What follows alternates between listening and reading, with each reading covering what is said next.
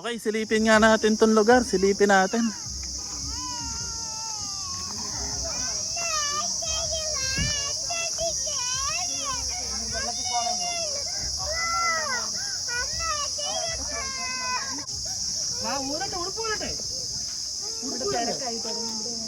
Wow.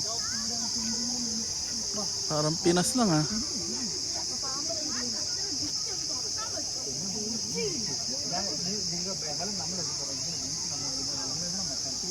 Okay, maganda. Para siyang ilog sa Pilipinas.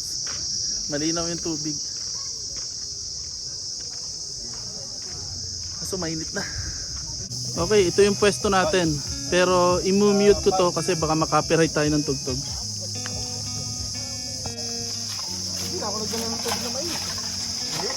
Oh, basura dito ha. Huwag kayong mag-astang Brian na ako na nagtatapon. Tatay ko ito.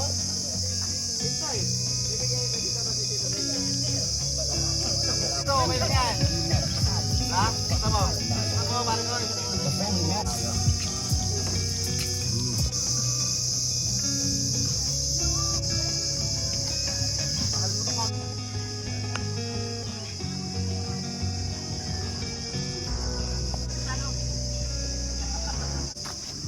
Okay, tingnan natin yung baba. Nandun na si Sky. Ay, masyado matarik.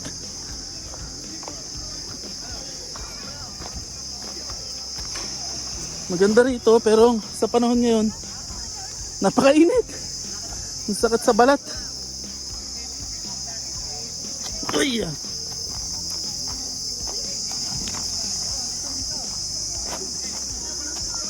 Ay!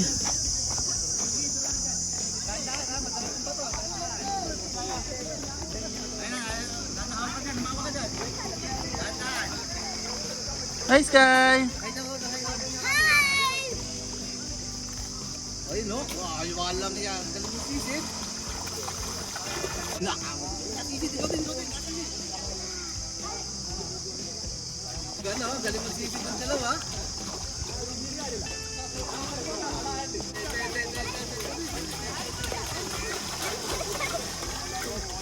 Tagalan dalawa. Sige, dito, matagalan daw kayo dalawa. One.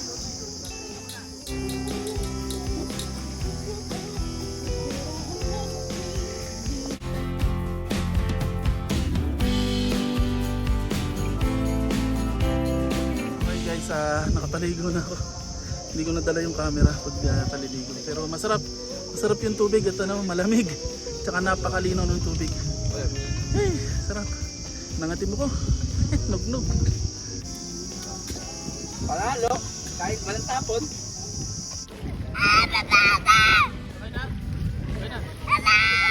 Sky. Wala ka na sa kanila. Napaka-pogi na kita eh. Ako yun ay, ayoko.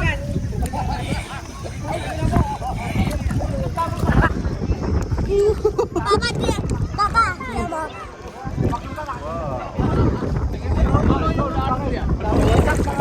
What's up naman? What's up? Ito, isayin na lang. Tapos na yan, Toy. Kubo ipag to. Okay, pahinga muna kami sa swimming. Kakain muna kami dito. Ang init, napakainit. Ano nga pala yung mga kasama ko? Eh, no? Tapat na dito yan. Okay, shoutout nga pala sa mga kasama ko. Si Papa Renz. Ito si Baldo yung medyo malikot Si Ron ang Paps. kamay. Ay, pasya nila. Si Baldo yung medyo malikot ang kamay. Si Boss Darren nga pala. Balasik. Pagod ang dalawa. Solve sa swimming? Kain muna tayo. Ang sarap kumain pag bagong galing sa ilog.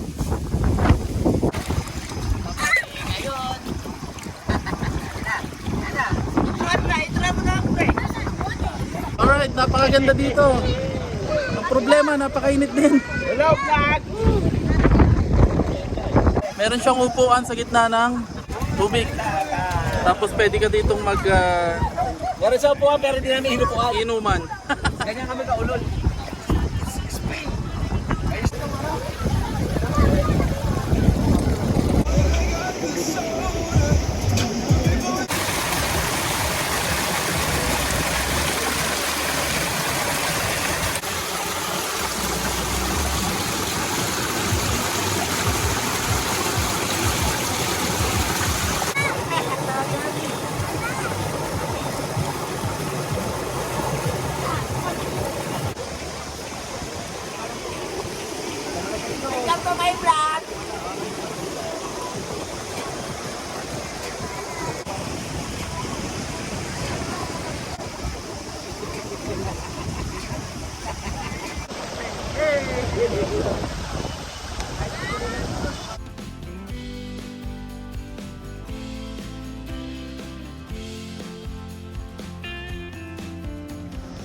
Okay guys, tapos na tayong mag-swimming.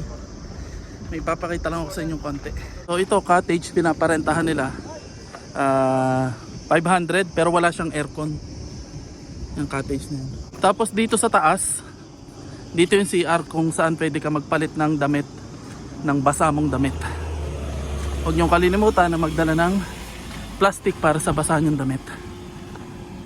So pumunta ka lang dito sa taas, and then dito sa kaliwa yung CR kung saan pwede ka magpalit. Ito yung para sa lalaki. Ito bakante.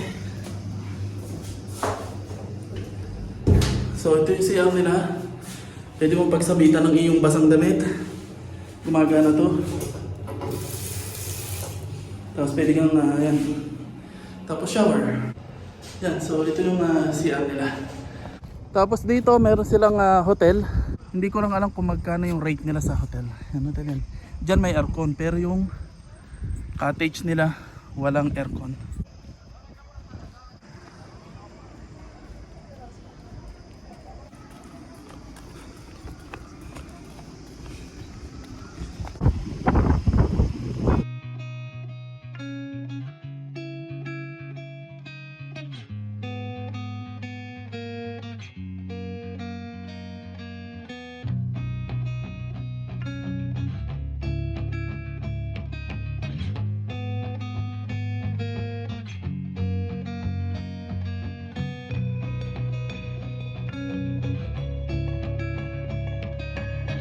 Hey guys, stop over muna kami sa Hardee's para kumain ng burger.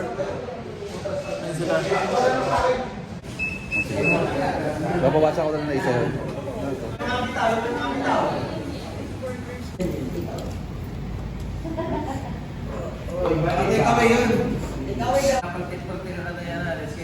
Sampitik dyan, Pablo. Oh, oh.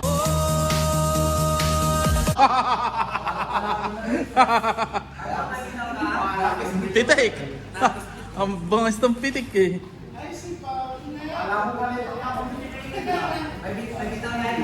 Napasit na eh. Paula daw. Hindi pa bayad. Hindi pa bayad. Okay. Ito na yung burger ko. Wow. Ito na yung burger nila. Wow. Ito na yung burger ni Pablo, this guy. At kainan na natin ang ating burger. Yum yum. Yum yum.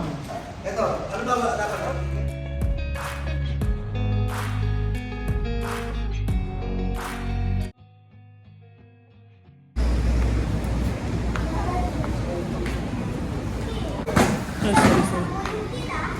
Guys, nakalimutan ko nga palang gumawa ng outro o video nung makauwi kami galing sa swimming namin sa Oman.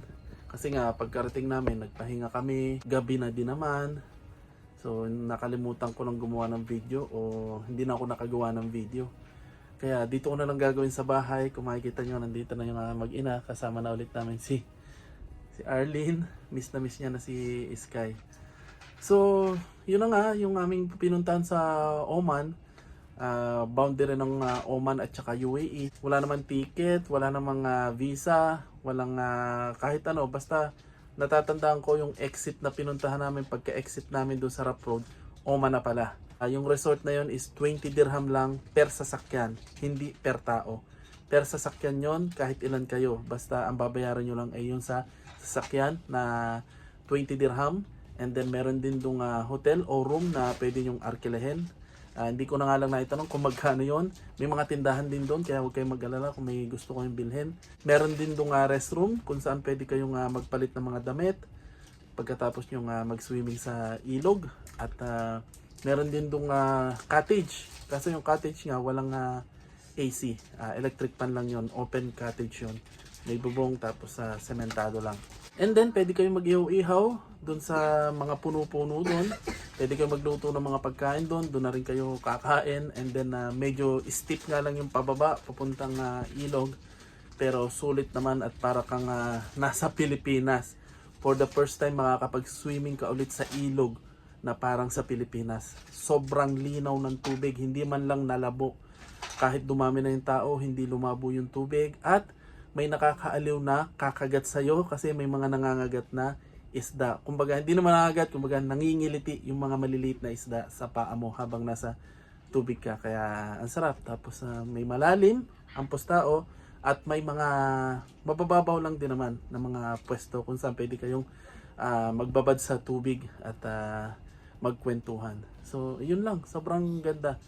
Walang masyadong requirement at napakaganda talaga. Sulit kung pupunta kayo. Kami nga uulit kami. Magpapaulit-ulit kami doon kasi 20 dirham lang naman. Ayun nga lang, kailangan may baon kayong sariling sasakyan at magbaon na rin kayo ng pagkain. Okay? So, wala ring hininging ID. Wala. So, okay. Hanggang dito na lang yung aking video. Huwag niyo pong kakalimutan na mag-like and subscribe sa aming channel. At see you na lang po sa susunod naming video. Bye-bye! Bye, Sky! Bye. Papa, Huh. di ba may fish na kumakain ng kalyo? Ay! Kalyo pala! Sabi ni Tito yun. Nag-enjoy ka sa swimming? Nasunog ka? My God! Lahat kami nasunog yung balat. So pagpunta nyo doon, huwag nyo kakalimutan na magdala din ng sunblock cream para hindi masunog yung inyong balat. So pwede nyo ilagay sa mukha nyo at saka balat. Okay, so bye-bye.